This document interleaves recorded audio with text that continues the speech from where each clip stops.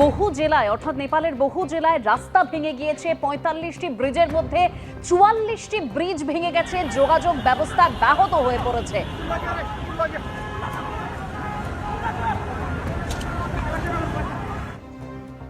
নেপালের climatic condition আর আমাদের উত্তর ভারতের climatic condition is almost similar. এটা এমনটা নয় যে ইউরোপ বা আমেরিকায় কোথাও ঘটেছে আমরা কীভাবে দেখবো, তখন ক্লাইমেট দিয়ে হয়তো কিছু একটা বুঝুং দেওয়া যেতে পারে।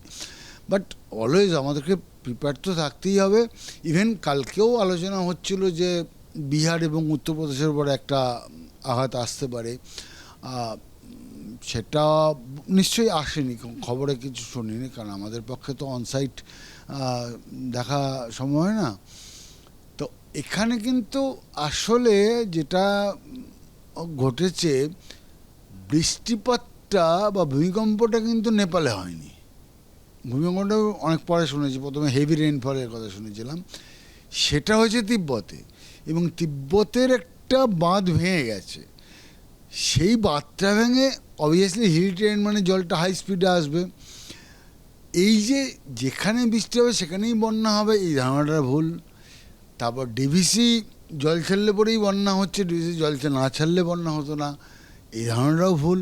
কারণ ডিভিসি জল না ছাড়লে বাঁধটা ওইভাবে যদি ভেঙে আসে তাহলে তার এর থেকে বড় বন্যা হবে না আর কি, সেটা মারাত্মক বড় বন্যা হয়ে যাবে, যেটা এখন আমরা নেপালে দেখতে পাচ্ছি।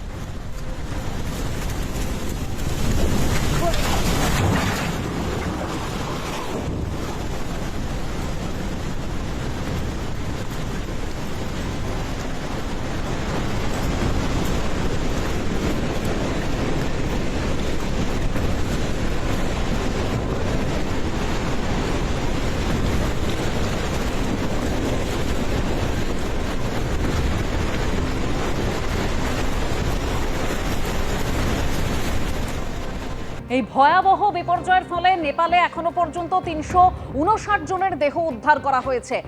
পুরো কাদা স্তূপ হয়ে রয়েছে, সেখানে কাদামাটির পুরো স্তর জমে গিয়েছে। সরাসরি আমরা কথা বলবো, আমাদের প্রতিনিধি সুকান্ত মুখোপাধ্যায় রয়েছেন নেপালের চিতওয়ান থেকে।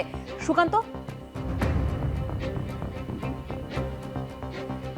দেখো, জানিয়ে রাখি যে নেপালের যে ৬টি ডিস্ট্রিক্ট তা একেবারে মুছে গিয়েছে নেপালের মানচিত্র থেকে। তার মধ্যে অন্যতম কিন্তু চিতওয়ান। ঠিক একটু আগে যে ছবি আমরা দর্শকদের উদ্দেশ্যে পাঠিয়েছিলাম, যেখানে রাস্তা সম্পূর্ণ ভেঙে গিয়েছে, তার আগে পর্যন্ত যাওয়ার পারমিশন সন্ধ্যা ৬টার পর নেই। সেখানে ৭টা পর্যন্ত আমরা সেখানে ছিলাম, সেখানে উদ্ধার কাজ চলছে, তাই সেখান থেকে যাওয়ার পারমিশন নেই। এবং তার থেকে কিছুটা দূরে এখন আমরা যেখানে রয়েছি, যে রাস্তা যেটাকে বলা হয় পৃথ্বী হাইওয়ে, যা বলা চলে নেপালের অন্যতম লাইফলাইন।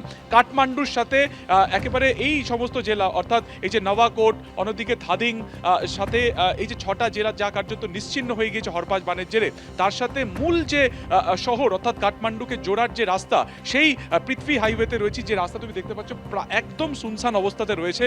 সেখান থেকে কিন্তু সাধারণ গাড়ি যাতায়াত সম্পূর্ণ রকমভাবে বন্ধ।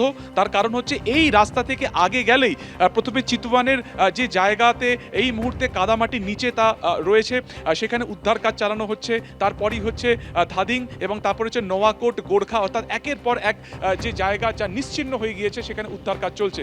এবং সেই উদ্ধার কাজ যাতে সঠিকভাবে চলে, সেই কারণে কিন্তু এই হাইওয়েকে সম্পূর্ণ পরিষ্কার রাখা হয়েছে। সেখানে সাধারণ গাড়ি, কিছু গাড়ি যারা আশপাশের বাসিন্দা রয়েছে সেই সমস্ত গাড়ি ছাড়া কোনো গাড়ি কিন্তু যাতায়াত করতে দেওয়া হচ্ছে না। তোমাকে দেখাবো যে রাত দিন অর্থাৎ গতকালকের পর থেকে এখানে কিন্তু উদ্ধার কাজ চলছে, নতুন করে রাস্তা তৈরির কাজ চলছে। আমরা দেখতে পাচ্ছি স্টোন চিপ এখানে ফেলা হয়েছে, পাথর ফেলা হয়েছে, এরকম একাধিক যে বড় গাড়ি তা এখানে দাঁড় করিয়ে রাখা হয়েছে। এখন রাত্রেবেলাতেও যাতে রেস্কিউ পর্ব কোনোভাবে না আটকায়, সেই কারণে কিন্তু আরও একাধিক এখান থেকে ম্যান পাওয়ার নিয়ে যাওয়া হয়েছে, প্রচুর রসদ এখান থেকে নিয়ে যাওয়া হয়েছে, যাতে উদ্ধার কাজ কোনোভাবে আটকে না থাকে। এখনও পর্যন্ত প্রায় ৩৫০ লোকের মৃত্যু হয়েছে, মানুষের মৃত্যু হয়েছে। এই সংখ্যা কিন্তু আরও বাড়বে, তার কারণ কাদা মাটি বা জলস্রোতের নিচেও অনেক দেহ রয়েছে, অনেক দেহ কিন্তু বিভিন্ন জায়গাতে চলেও গিয়েছে। যেটা আমরা প্রশাসন সূত্রে জানতে পারছি যে চিতওয়ানের পরে তরাই অঞ্চলে সেখানেও কিন্তু এই যে কাদা মাটি, সেই কাদা মাটি বা এই যে হরপাবানের জল, সেখানেও কিন্তু বিস্তীর্ণ জায়গাতে অর্থাৎ সমতলের একাধিক জায়গাতে তা প্লাবিত করেছে। এবং সবথেকে এই মুহূর্তে আতঙ্কের খবর বা বলা যেতে পারে সবথেকে উদ্বেগের খবর এটাই যে চীন ও তিব্বত সীমান্তবর্তী জায়গা, যেখান থেকে গতকাল অর্থাৎ বুধবার ৮টা ৩৭ নাগাদ সেই হরপাবান নামে একে একে ভোটেকেশি নদীতে প্লাবিত হয়। এবং তারপরে সেখান থেকে একের পর এক জেলা তছনছ করে সেই সেই জল, সেই যে একেবারে হরপাবানের জল তা একেবারে নিচের দিকে দিকে যেতে থাকে সেখানে কিন্তু আরও একবার ব্যারিয়ার তৈরি হয়েছে, সেখানে কিন্তু প্রাকৃতিকভাবে সেখানে কিন্তু আবার একটা ব্যারিকেড সেখানে তৈরি হয়েছে এবং সেখানে কিন্তু জল জমছে, যেটা আমরা এই মুহূর্তে জানতে পারছি যে সেখানে এখনো পর্যন্ত 20 লক্ষ মেট্রিক টন সেখানে জল জমেছে এবং সেই তার পরিমাণ কিন্তু যেখানে যেহেতু জল আরও জমছে তার পরিমাণ কিন্তু আরও বাড়ছে। ফলত কোথাও না কোথাও এই যে ব্যারিয়ার বা নতুন করে যে বাঁধ তৈরি হয়েছে সেখানে জলের যে একটা প্রেশার, একটা হিউজ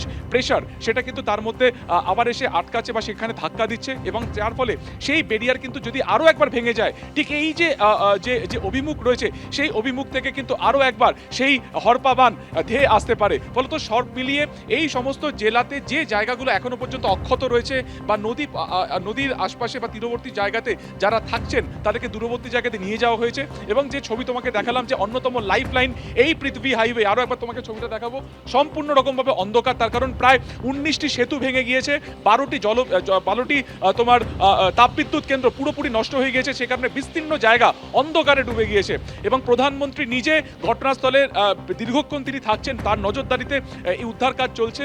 ফলত সব একদম মিলিয়ে সুকান্ত, এখনো উদ্ধার কাজ চলছে, যে ছবি আমাদের প্রতিনিধি তুলে ধরলেন নেপালের চিতওয়ান থেকে। ধন্যবাদ সুকান্ত। এবিপি আনন্দ, এগিয়ে থাকে, এগিয়ে রাখে।